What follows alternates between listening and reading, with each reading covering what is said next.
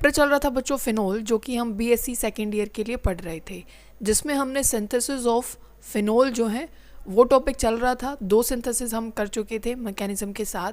आज हमें जो बची हुई 3 जो सिंथेसिस हैं वो हमें करनी है फिनोल की।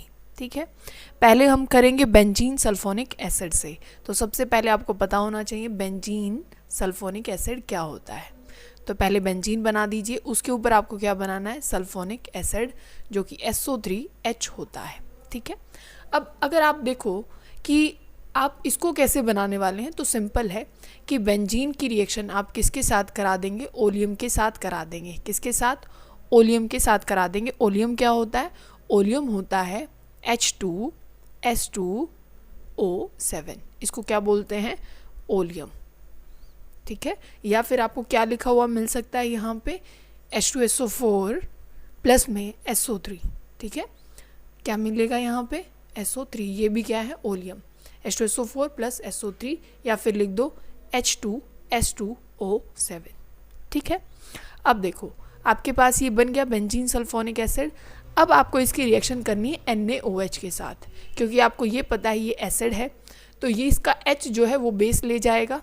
ठीक है ना, बेस लेके जाएगा, तो यहाँ पे क्या बन जाएगा, H की जगह आ जाएगा Na, क्योंकि यहाँ से तो H2 बाहर चला जाएगा, ये OH और ये H, H2 बाहर, और यहाँ क्या आ जाएगा, SO3 और ये Na, ये नेगेटिव ये पॉजिटिव। ठीक है, अब आपको इसकी रिएक्शन 2 मॉलिक्यूल NaOH के और आपको लेने पड़ेंगे। अब देखो कैसे आप इसकी रिएक्शन करेंगे, अलग अलग लिख लीजिए NaOH को।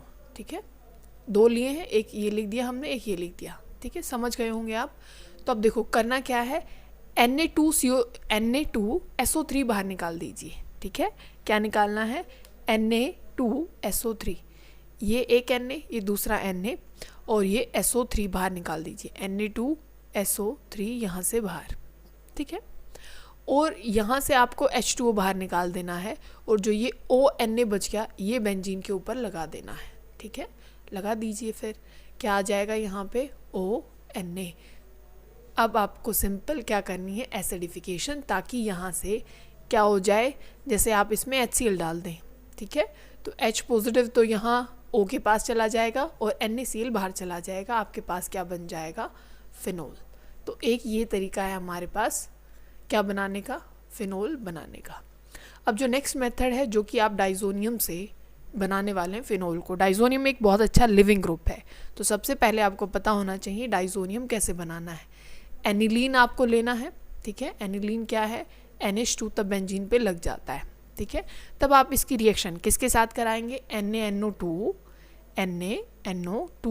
और HCl, और टेम्परेचर बहुत कम होना चाहिए, 0 to 5 डिग्री होना चाहिए। ठीक, 0 to 5 डिग्री। अब यहाँ पे इस रिएक्शन को आप बोलते हैं डाईएजोटाइजेशन। क्या बोलते हैं, डाईएजोटाइजेशन। तो यहाँ डाइजोनियम बन जाएगा, ये Na2 पॉजिटिव और ये Cl नेगेटिव। ठीक है, अब देखो रिएक्शन आप लिख लेना, लिखना चाहते हो तो डाईएजो, फिर क्या है, टाइजेशन। ठीक है, फिर आपको क्या करना है, यहाँ पे सिंपल आपको पानी के साथ इसकी रिएक्शन कर देनी है, एसिडिक हाइड्रोलिसिस हो। ठीक है, H2O, या फिर सिंपल आप H2SO4 इसमें डाल दें, तो आपको क्या मिलेगा यहाँ पे देखने को, OH यहाँ पे आ जाएगा, और वही हम बना रहे थे फिनोल को। और ठीक है, साथ में एसिड है, HCl बाहर चला जाएगा और N2 बाहर निकलती है। ठीक है, ये रिएक्शन इसीलिए बहुत जल्दी हो जाती है क्योंकि यहाँ से गैस बाहर निकलती है, और जहाँ भी आपको ऐसा देखने को मिलता है, एंट्रोपी जहाँ बढ़ रही होती है, जिस भी रिएक्शन में गैसेस बाहर निकलती हैं, वो रिएक्शन बहुत फास्ट हो जाती है। ठीक है, अभी देखो, अब नेक्स्ट जो हमें करना है वो करना है ग्रिग्नार्ड के साथ। मान लीजिए आपके पास है क्लोरोबेंजीन।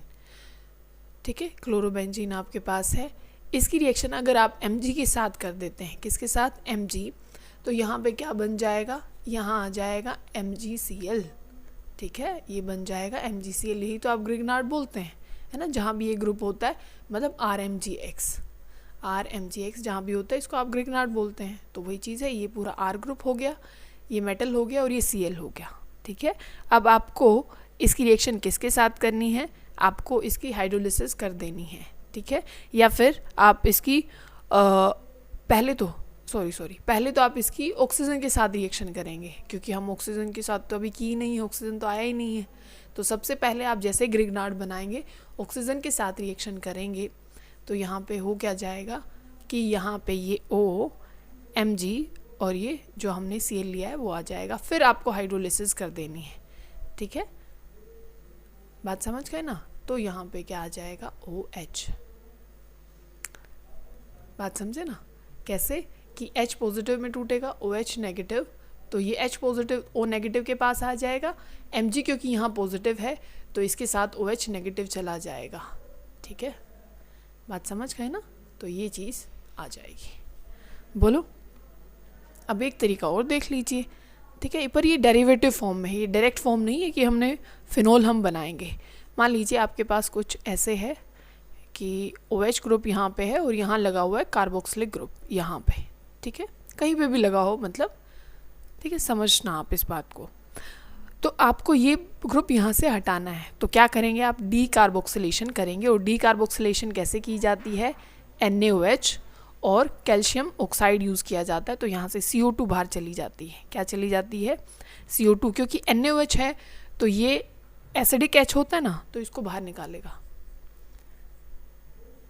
तो आपको पहले तो ये मिलने वाला है, क्योंकि एसिडिक H को NaOH तो छोड़ेगा नहीं, क्योंकि ये बेस है और ये एसिड है, तो यहाँ से तो CO2 और ये सब कुछ बाहर चला जाएगा, ठीक है। और पहले तो आपको जो देखने को मिलता है CO2 नहीं मिलेगी, Na2CO3 देखने को मिलता है, क्योंकि Na है, ठीक है, Na2CO3 देखने को मिलेगा, ये बाहर जाएगा, जिसको डी कार्बोक्सिलेशन आप बोलते हैं। फिर आपको इसको क्या करना है, एसिडिफिकेशन कर दीजिए, मतलब H पॉजिटिव दे दीजिए, तो ये क्या बन जाएगा, यहाँ पे OH आ जाएगा, बस, ठीक है। तो ये जो बाकी बचे हुए थे मेथड प्रिपरेशन ऑफ फिनोल, तो यहाँ प्रिपरेशन ऑफ फिनोल ख़त्म हो जाता है।